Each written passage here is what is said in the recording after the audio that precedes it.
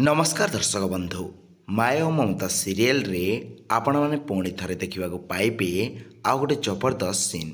तो वीडियो को जमारू भी स्किप करंतु नहीं, शेष पर्यंत देखंतु सबकि जानीपारे।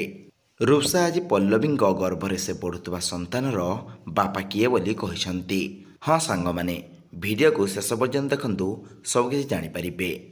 आज रूपसा पल्लवी को कहिबे, पल्लवी तुमे समस्त सामने सत कथा कहीदियो जे तुम पेटरे बढ़ुवा से छुआ कहार बोली।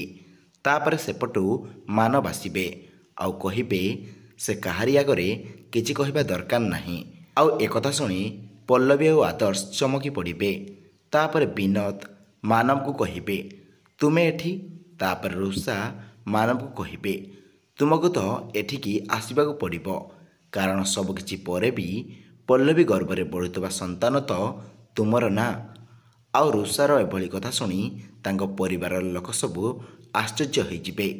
तो सांग माने आपन को कौन लगुच सतरे कौन पल्लवी गर्भरे बढ़ुवा संतान मानवकर?